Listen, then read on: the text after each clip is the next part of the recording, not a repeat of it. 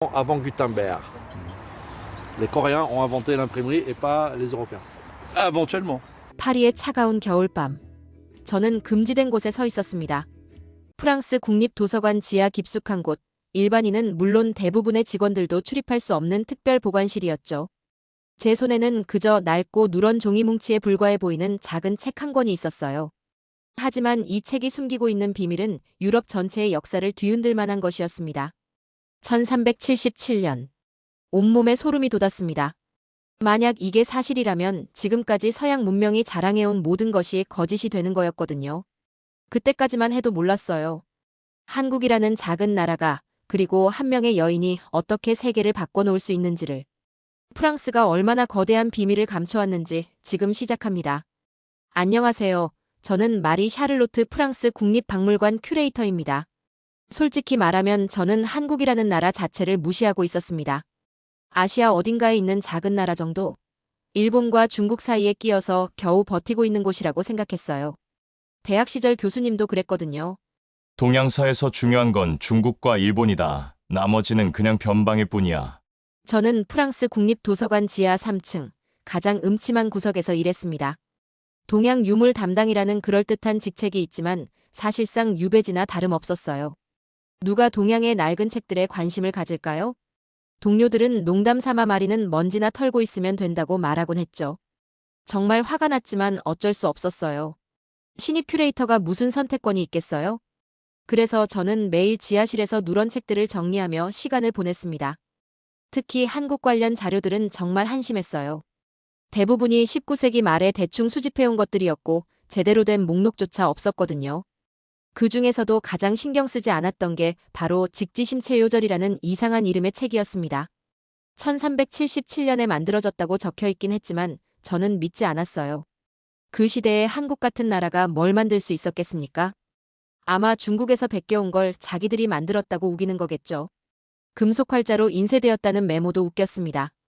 금속활자는 구텐베르크가 발명한 건데 그보다 78년이나 앞선다고? 말도 안 되는 소리였죠. 분명 기록상의 오류이거나 아니면 한국인들의 과장된 자랑질이라고 생각했습니다. 그런데 그날 오후 모든 게 바뀌었습니다. 안내 데스크에서 급하게 연락이 왔어요. 말이 아래로 내려와 한국에서 온 사람이 있는데 뭔가 이상해. 엘리베이터를 타고 1층으로 올라가는데 왠지 가슴이 두근거렸습니다. 뭔가 예감이 좋지 않았어요. 아니, 정확히는 너무 좋았던 것 같아요. 로비에 도착하자마자 저는 그녀를 봤습니다. 작은 체구의 동양 여인이 의자에 단정히 앉아 있었어요. 나이는 50대 정도로 보였고 두꺼운 안경 너머로 예리한 눈빛이 느껴졌죠. 수수한 차림새를 보니 별로 대단해 보이지 않더라고요. 그런데 이상했습니다. 눈빛이 달랐어요. 마치 무언가를 찾아 헤맨 사람의 눈빛 같았달까요? 어떤 간절함이 느껴졌습니다. 박병선이라고 자신을 소개하며 직지심체요절을 보고 싶다고 했을 때 저는 온몸에 소름이 돋았어요. 왜 그랬을까요? 지금 생각해봐도 이상합니다. 그냥 평범한 열람 신청이었는데 말이에요. 지하로 내려가는 길, 박병선은 한마디도 하지 않았습니다. 하지만 저는 느낄 수 있었어요. 그녀의 손이 미세하게 떨리고 있다는 걸 말이에요. 왜 떨고 있을까요? 무엇이 그녀를 이렇게 긴장시키는 걸까요? 단순한 책 열람인데 말입니다. 특별 보관실 앞에 도착했을 때 저는 망설였습니다. 뭔가 되돌릴 수 없는 일이 일어날 것 같은 기분이었거든요. 하지만 박병선의 간절한 눈빛을 보고는 어쩔 수 없이 문을 열었어요. 유리 케이스 속으로 손을 넣어 그 작은 책을 꺼냈습니다. 직지심체요절. 평소에는 그냥 오래된 불경 정도로만 생각했던 책이었어요.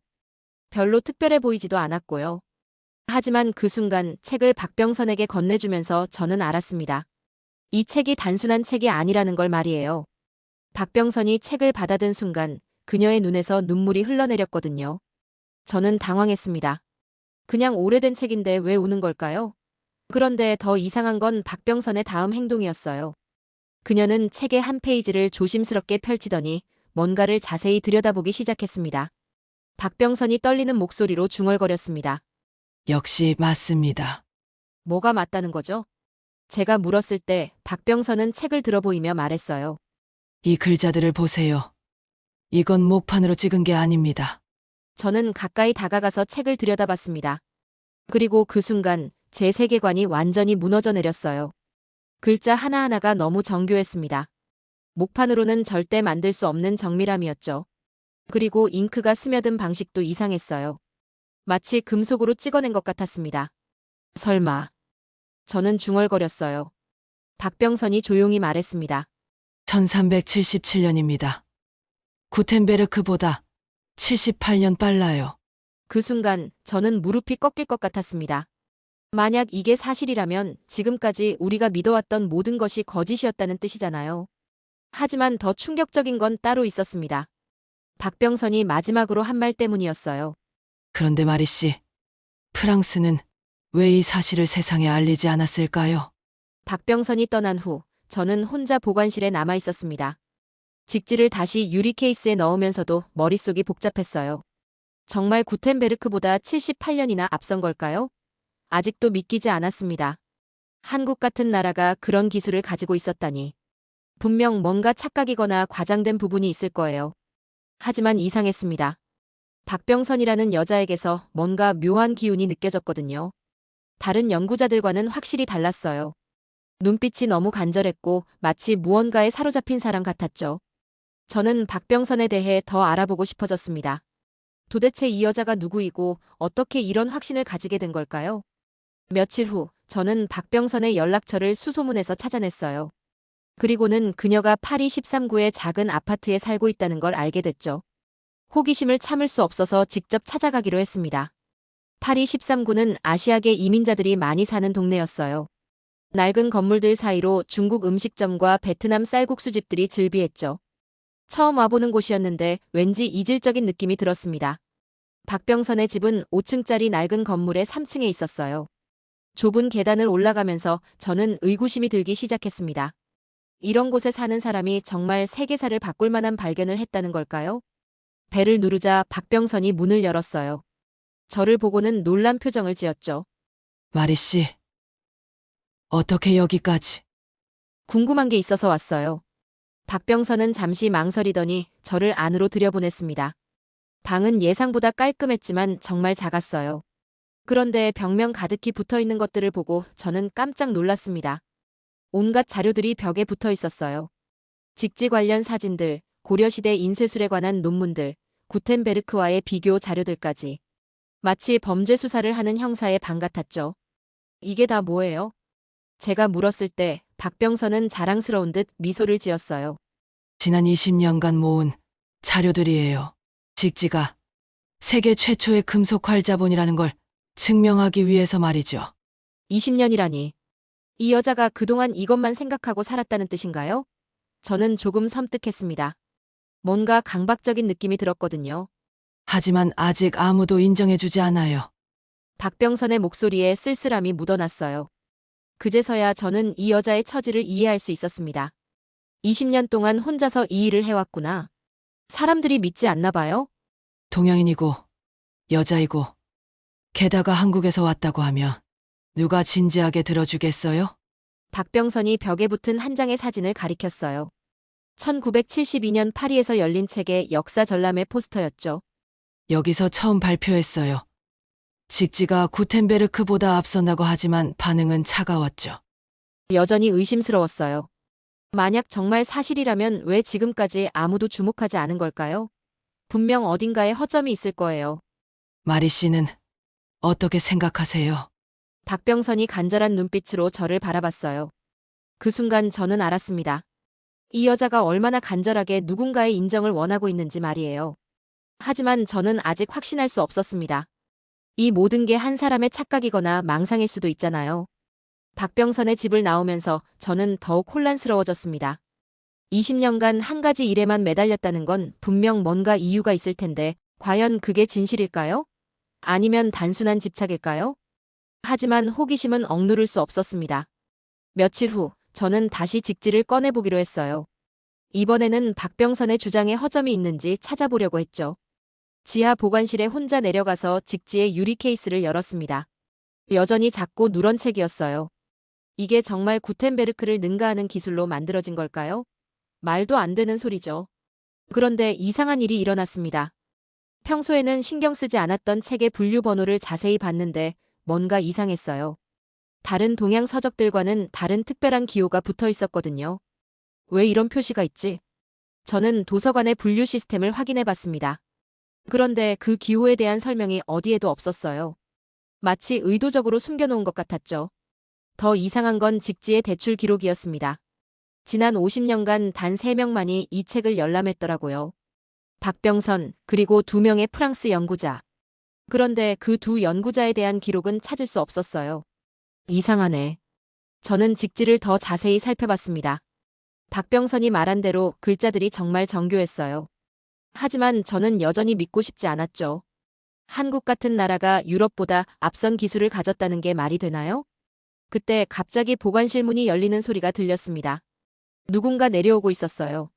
저는 깜짝 놀라서 직지를 재빨리 케이스에 넣었죠. 마리, 뭐 하고 있어? 장피에르가 나타났습니다. 평소보다 표정이 어두워 보였어요. 정리 작업을 하고 있었어요. 장피에르가 직지 쪽을 힐끗 쳐다봤습니다. 그리고는 의미심장한 표정을 지었어요. 마리, 너도 알다시피 우리 도서관에는 민감한 자료들이 많아. 특히 식민지에서 가져온 것들은 더욱 조심해야 하고. 혹시 누군가 이상한 질문을 하거든 바로 나에게 보고해. 알겠지? 장피에르가 사라진 후 저는 혼란스러웠습니다. 왜 갑자기 이런 말을 하는 걸까요? 혹시 박병선의 방문과 관련이 있는 건가요? 저는 도서관의 다른 직원들에게 슬쩍 물어봤습니다. 직지에 대해 아는 게 있는지 말이에요. 하지만 모두들 고개를 저었죠. 아니, 정확히는 고개를 저으면서도 뭔가 숨기는 듯한 표정이었어요. 특히 오래 근무한 선배 한 명은 이상한 말을 했습니다. 마리, 어떤 책들은 건드리지 않는 게 좋아. 특히 위에서 관심을 갖는 것들은 더더욱. 무슨 뜻일까요? 직지가 그런 책 중 하나라는 건가요? 그날 밤 집에 돌아와서도 계속 생각이 났습니다. 박병선의 주장, 이상한 분류기호, 장피에르의 경고, 동료들의 수상한 반응. 뭔가 큰 그림이 있는 것 같았어요. 혹시 정말로 프랑스가 의도적으로 직지의 가치를 숨기고 있는 건 아닐까요? 만약 구텐베르크보다 앞선 기술이 아시아에서 나왔다는 사실이 알려진다면 유럽 중심의 역사관이 무너질 테니까요. 하지만 여전히 확신할 수는 없었습니다. 이 모든 게 박병선이라는 한 여자의 망상이 만들어낸 착각일 수도 있잖아요. 다음 날 아침 출근해서 제 책상을 보니 이상한 메모가 하나 놓여 있었습니다. 동양 유물에 대한 외부 문의는 모두 상급자에게 보고할 것. 누가 언제 놓아둔 걸까요? 그리고 왜 하필 지금 이런 지시가 내려온 걸까요? 저는 점점 확신하게 됐습니다. 뭔가 숨겨진 진실이 있다는 것을 말이에요. 그 이상한 메모를 받은 후 저는 더욱 조심스러워졌습니다. 하지만 동시에 더 궁금해지기도 했어요. 도대체 무엇 때문에 이런 경고를 받는 걸까요? 며칠 후 저는 몰래 도서관 기록 보관소에 들어갔습니다. 직지가 언제 어떻게 이곳에 들어왔는지 정확한 기록을 찾아보고 싶었거든요. 혹시 박병선의 주장에 허점이 있을지도 모르니까요. 그런데 놀라운 사실을 발견했습니다. 직지의 입수 기록이 의도적으로 모호하게 작성되어 있었거든요. 1890년경 동양서적 일괄 구입이라고만 적혀 있을 뿐 구체적인 경위는 없었어요. 더 이상한 건 1972년의 기록이었습니다. 책의 역사 종합 전람회에서 직지가 전시되었다는 기록이 있었는데 그 이후로 갑자기 접근이 제한되었더라고요. 무슨 일이 있었던 걸까요? 저는 그때의 신문 기사들을 찾아봤습니다.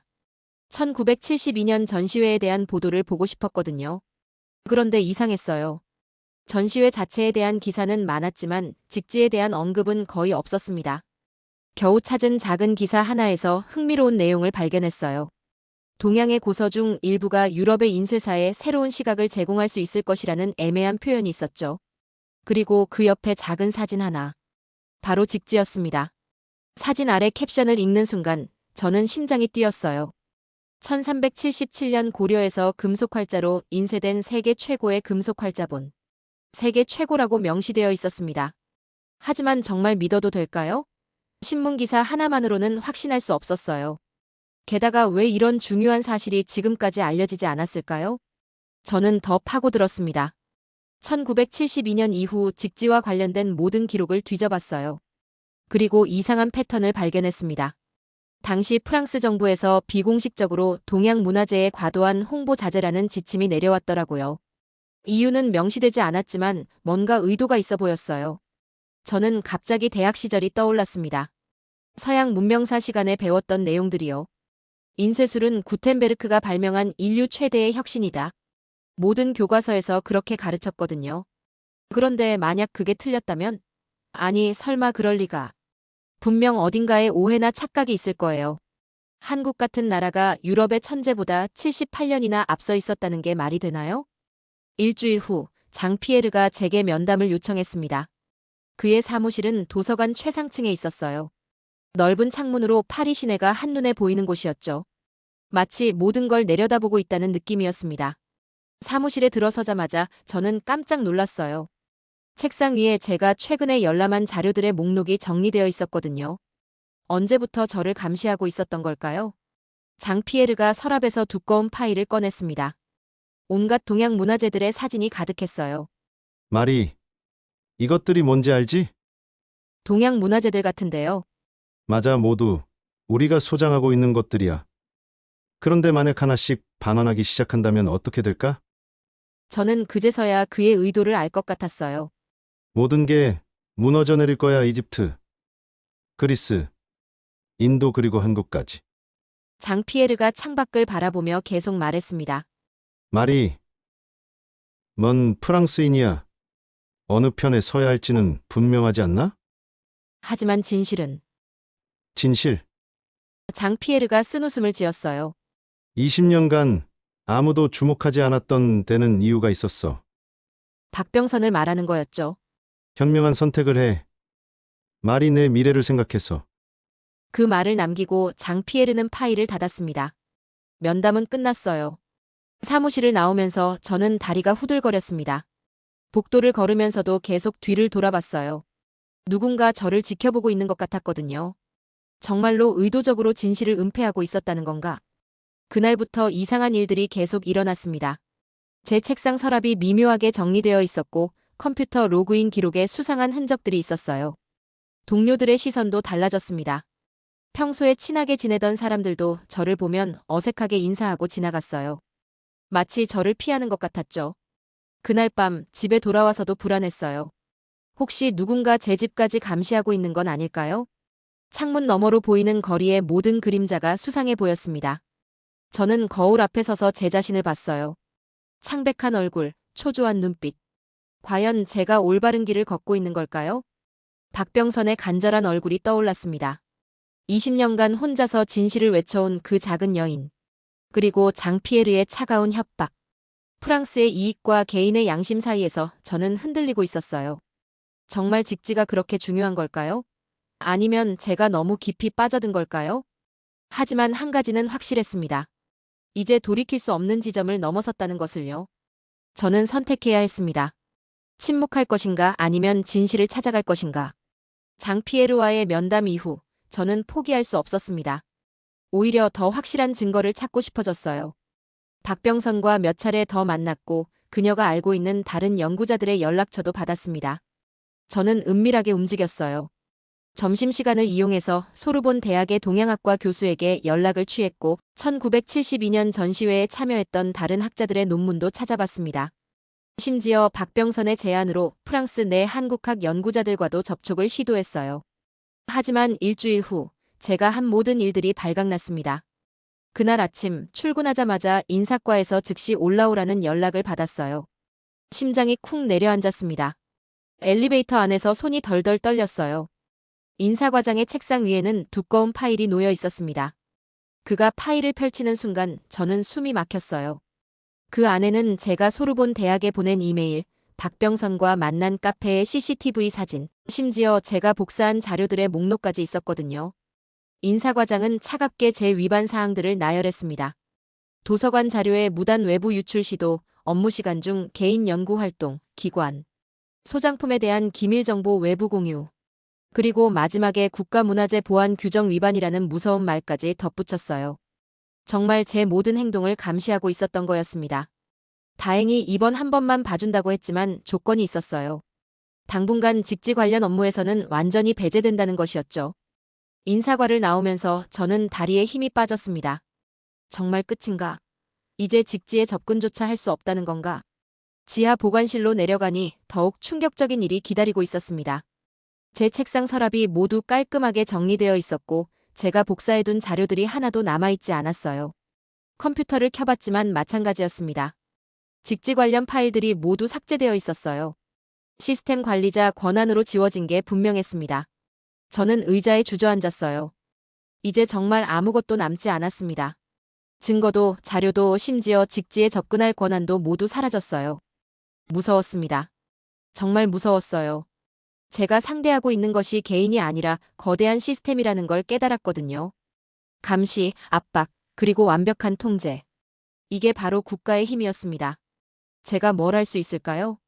큐레이터 한 명이 이런 거대한 힘에 맞서서 무엇을 할 수 있단 말인가요?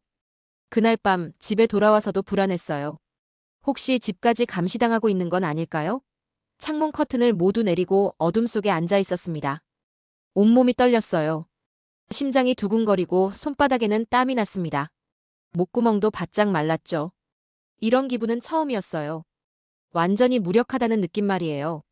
하지만 동시에 분노도 느꼈습니다. 이게 정말 옳은 일인가? 진실을 찾으려는 사람을 이렇게 짓밟아도 되는 건가? 박병선의 얼굴이 떠올랐습니다. 20년간 혼자서 이런 압박을 견뎌온 그 작은 여인. 저보다 훨씬 더 큰 차별과 무시를 당했을 텐데 어떻게 포기하지 않을 수 있었을까요? 그 순간 휴대폰이 울렸습니다. 박병선에게서 온 문자였어요. 간단한 내용이었지만 충분했습니다. 만나서 이야기하자는 것이었죠. 저는 깨달았습니다. 저 혼자가 아니라는 것을. 그리고 아직 완전히 끝나지 않았다는 것을 말이에요. 떨리는 손으로 답장을 보냈습니다. 네, 꼭 만나야겠어요. 박병선이 가방에서 두꺼운 서류 뭉치를 꺼냈습니다. 유네스코 세계기록유산 등재 신청서였어요. 이미 상당 부분이 작성되어 있었고 관련 자료들도 체계적으로 정리되어 있었습니다. 박병선은 20년 넘게 이 일을 준비해왔다고 했습니다. 혼자서 말이에요. 유네스코 규정을 연구하고 한국의 청주시 고인쇠 박물관과 연락을 취하고 수없이 많은 자료를 수집해왔던 거죠. 저는 부끄러웠습니다. 제가 그녀를 처음 봤을 때 했던 생각들이 떠올랐거든요. 한국 같은 나라에서 온 사람이 뭘 안다고? 얼마나 오만했던 걸까요? 박병선은 프랑스 국립도서관 내부에 정확한 정보가 필요하다고 했습니다. 직지의 보관 상태, 연구 기록, 공식적인 증빙 자료들 말이에요. 외부인인 그녀로서는 접근할 수 없는 것들이었죠. 그 순간 저는 깨달았습니다. 제가 지금까지 당연하게 여겨왔던 것들이 박병선에게는 거대한 벽이었다는 것을요. 프랑스인이라는 이유만으로 저는 쉽게 접근할 수 있는 자료들을 그녀는 30년간 목말라 해왔던 거예요. 더 충격적인 건 박병선의 태도였습니다. 그 긴 세월 동안 무시당하고 차별받았음에도 불구하고 그녀에게서는 원망이나 분노가 느껴지지 않았어요. 오직 진실을 밝히고 싶다는 간절함만 있을 뿐이었죠. 저는 생각했습니다. 만약 제가 박병선의 입장이었다면 어땠을까요? 타국에서 30년간 홀로 싸우면서도 포기하지 않을 수 있었을까요? 그때 문득 제 아버지가 떠올랐어요. 아버지는 늘 말씀하셨거든요. 진실은 언젠가 반드시 밝혀진다. 다만 그 진실을 위해 싸울 사람이 필요할 뿐이다. 박병선이 바로 그런 사람이었습니다. 진실을 위해 평생을 바친 사람 말이에요. 저는 또 생각했습니다. 프랑스가 정말 옳은 일을 하고 있는 걸까요? 직지의 가치를 알면서도 의도적으로 숨기고 박병선 같은 사람들을 압박하는 게 정당한 일일까요? 아니었습니다. 이건 명백히 잘못된 일이었어요. 저는 결심했습니다. 제가 할 수 있는 일이라면 무엇이든 도와야겠다고요. 이건 박병선 개인을 위한 게 아니었어요. 역사의 진실을 바로잡는 일이었거든요. 그날부터 저는 박병선을 도왔습니다. 점심시간과 퇴근 후 시간을 이용해서 필요한 자료들을 수집했어요. 매번 발각될 위험이 있었지만 박병선의 30년 노력에 비하면 아무것도 아니었습니다. 하지만 곧 문제가 생겼습니다. 제가 다시 이상한 움직임을 보인다는 보고가 올라간 거예요. 며칠 후 장 피에르가 찾아와서 마지막 경고라며 위협했습니다. 그 순간 저는 더욱 확신했어요. 프랑스가 정말로 무언가를 숨기려 한다는 것을, 그리고 박병선이 옳다는 것을 말이에요. 박병선은 예상했던 일이라며 담담하게 받아들였습니다. 오히려 더욱 치밀하게 계획을 수정했어요. 다른 연구자들과 연락을 취하고 새로운 방법을 모색했습니다. 하지만 상황은 더욱 어려워졌습니다. 프랑스 국립도서관에서 공식적으로 직지 관련 외부 연구 협력을 중단한다고 발표했거든요. 박병선과 연락하던 다른 연구자들도 하나둘 연락을 끊기 시작했습니다. 그 모습을 보면서 저는 분노했습니다. 이게 정말 학문의 자유를 표방하는 프랑스가 할 일인가요? 진실을 추구하는 사람들을 이렇게 탄압해도 되는 건가요? 하지만 박병선은 여전히 포기하지 않았어요. 오히려 더욱 독창적인 방법을 찾기 시작했습니다. 밤낮 없이 유네스코 규정을 분석하며 돌파구를 찾았어요. 그리고 마침내 발견했습니다. 문화적 가치가 명백한 경우 제3자도 등재 신청이 가능하다는 조항을요. 박병선의 눈이 다시 반짝이는 걸 보며 저는 깨달았습니다. 이게 바로 진정한 용기구나. 절망적인 상황에서도 희망을 놓지 않는 것. 그것이 박병선을 30년간 지켜준 힘이었어요. 저는 박병선을 존경하게 됐습니다. 그리고 확신했어요. 이 여인의 꿈이 반드시 이루어져야 한다고 말이에요. 1998년 박병선은 드디어 청주시 고인쇠 박물관과 함께 유네스코 세계기록유산 등재 신청서를 제출했습니다. 1972년 직지를 발견한 지 26년 만에 마침내 공식적인 첫걸음을 내디딘 거예요. 하지만 진짜 싸움은 이제부터였습니다. 프랑스 국립도서관의 반응은 예상대로 차가웠어요. 공식적으로는 등재의 필요성을 느끼지 못한다고 했지만 실제로는 더욱 구체적인 방해 공작이 시작됐습니다. 저는 도서관 내부에서 벌어지는 일들을 목격했어요. 갑자기 직지 관련 모든 자료의 접근이 제한됐고 외부 연구자들의 열람 신청도 번번이 거부됐습니다. 마치 직지의 존재 자체를 지우려는 것 같았어요. 박병선도 더 이상 도서관에 출입할 수 없게 됐습니다. 하지만 박병선은 굴복하지 않았습니다. 오히려 다른 방법을 찾아 움직였어요. 한국과 프랑스를 오가며 국제학술대회에서 직지의 가치를 알리는 강연을 계속했습니다. 1999년 상황이 더욱 복잡해졌어요. 프랑스 정부에서 비공식적으로 유네스코 측에 압력을 넣기 시작한 거였습니다.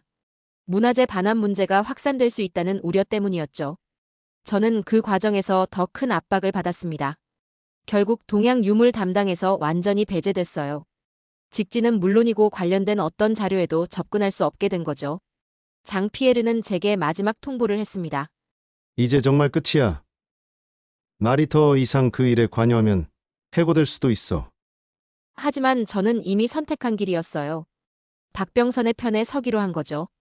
2000년에 들어서자 국제적으로 변화가 일기 시작했습니다. 다른 나라의 학자들이 박병선의 연구에 주목하기 시작한 거예요.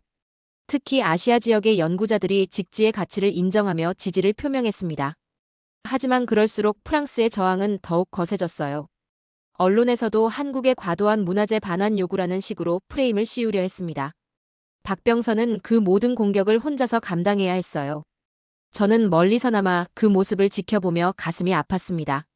이 작은 여인이 얼마나 큰 부담을 지고 있는지 상상할 수 있었거든요. 그럼에도 박병선은 포기하지 않았습니다. 오히려 더욱 체계적으로 준비했어요. 직지의 역사적 가치를 증명할 수 있는 모든 자료를 다시 한번 정리하고 국제적인 학술 네트워크를 구축했습니다. 2000년 말 중요한 전환점이 왔어요. 유네스코에서 직지에 대한 예비 심사를 시작한다고 발표한 거였습니다. 정식 심사에 앞서 자료를 검토하겠다는 의미였죠. 그 소식을 들은 박병선의 표정을 잊을 수 없어요.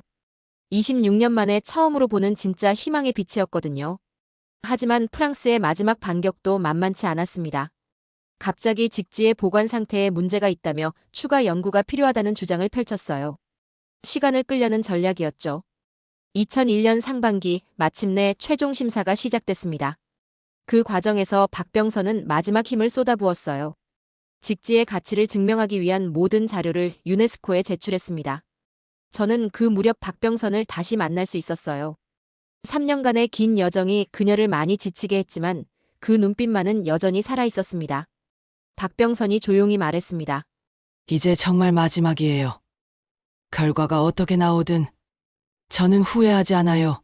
할 수 있는 모든 것을 다 했거든요. 그 말에서 저는 진정한 승리자의 모습을 봤어요. 결과와 상관없이 자신의 신념을 끝까지 지켜낸 사람만이 가질 수 있는 그런 평온한 말이에요. 2001년 9월 운명의 순간이 다가왔습니다. 저는 평소처럼 도서관에서 일하고 있었습니다. 더 이상 직지와 관련된 업무는 할 수 없었지만 마음 한편으로는 계속 그 결과를 기다리고 있었어요. 오후 2시쯤이었을까요? 갑자기 도서관 전체가 술렁이기 시작했습니다. 누군가 뛰어다니는 소리, 전화벨이 계속 울리는 소리가 들렸어요. 동료 한 명이 제게 다가와서 놀라운 소식을 알려줬습니다. 직지가 유네스코 세계 기록유산으로 등재됐다는 것이었어요. 순간 제 심장이 멈추는 것 같았어요. 저는 급하게 인터넷을 검색해봤습니다. 유네스코 공식 홈페이지에 떡하니 올라와 있었어요. 직지 심체요절, 유네스코 세계 기록유산 등재. 그 글자를 보는 순간 눈물이 터져 나왔어요. 박병선이 해냈구나. 정말 해냈구나. 저는 즉시 박병선에게 전화를 걸었습니다. 하지만 계속 통화 중이었어요. 아마 수많은 축하 전화를 받고 있을 거였죠. 그날 저녁 마침내 박병선과 통화할 수 있었습니다. 전화기 너머로 그녀의 흐느끼는 소리가 들렸어요. 믿을 수 없다며 계속 우시더라고요. 30년간의 긴 여정이 드디어 끝난 거였습니다. 며칠 후 저는 박병선을 만났습니다. 그녀의 얼굴에는 말로 표현할 수 없는 기쁨과 안도감이 함께 있었어요. 손에는 유네스코 등재 확인서를 소중히 들고 있었습니다. 박병선은 이제 전 세계가 인정했다며 감격해했어요. 직지가 세계 최초의 금속 활자본이라는 사실을 말이에요. 하지만 더 놀라운 건 그녀의 다음 말이었습니다. 이제 시작이라는 것이었어요. 저는 무슨 뜻인지 궁금했습니다. 이미 목표를 달성한 게 아닌가요? 박병선은 설명했어요. 직지의 유네스코 등재는 첫 번째 단계일 뿐이라고요. 이제 정말 중요한 건 직지의 가치를 더 많은 사람들에게 알리는 것이라고 했습니다. 그때 저는 깨달았어요. 박병선에게는 끝이 없구나. 이 여인은 평생을 직지를 위해 헌신할 거구나. 한편 프랑스 국립도서관의 반응은 복잡했습니다. 공식적으로는 축하한다고 했지만 내부적으로는 당황하는 분위기였어요. 그동안 무시해왔던 것이 세계적으로 인정받은 셈이었거든요. 장피에르는 저를 불러서 말했어요. 이제 직지에 대한 관심이 높아질 텐데 조심스럽게 대응해야 한다고요. 마치 자신들도 처음부터 직지의 가치를 알고 있었다는 듯이 행동하라는 것 같았습니다. 저는 그런 모습을 보며 씁쓸했어요. 30여 년간 박병선을 무시하고 압박해놓고 이제 와서 체면을 차리려고 하다니요. 하지만 중요한 건 결과였습니다. 직지는 이제 정말로 세계가 인정하는 인류의 소중한 유산이 되었어요. 구텐베르크보다 78년 앞선 금속 활자 인쇄술, 한국의 자랑스러운 문화유산이라는 사실이 공식적으로 확정된 거였죠. 저는 박병선을 보며 생각했습니다. 이 여인이 보여준 것이 바로 진정한 용기구나. 30여 년간 혼자서 거대한 벽에 맞서면서도 절대 포기하지 않은 것, 그것이야말로 역사를 바꾸는 힘이었어요. 그리고 저 자신도 변했습니다. 처음 박병선을 만났을 때의 편견과 무시, 그 모든 것들이 부끄러웠어요. 대신 이제는 확신했습니다. 진실은 언젠가 반드시 빛을 본다는 것을, 그리고 그 진실을 위해 싸우는 사람들이 있기에 세상이 조금씩 나아진다는 것을 말이에요. 직지는 이제 단순한 책이 아니었습니다. 한 사람의 불굴의 의지가 만들어낸 기적이었고 진실의 힘이 무엇인지를 보여주는 살아있는 증거였어요. 600년 전 고려의 흥덕사에서 백운하상이 꿈꿨던 것이 바로 이것이었을까요? 자신의 가르침이 시간과 공간을 뛰어넘어온 세상에 전해지는 것 말이에요. 그리고 그 꿈은 박병선이라는 한 사람의 용기로 마침내 현실이 되었습니다. 저는 이 모든 과정을 지켜본 사람으로서 더 많은 사람들에게 이 이야기를 전해야겠다고 다짐했어요. 박병선의 30여 년 여정이, 그리고 직지의 진짜 가치가 세상에 더 널리 알려져야 한다고 말이에요.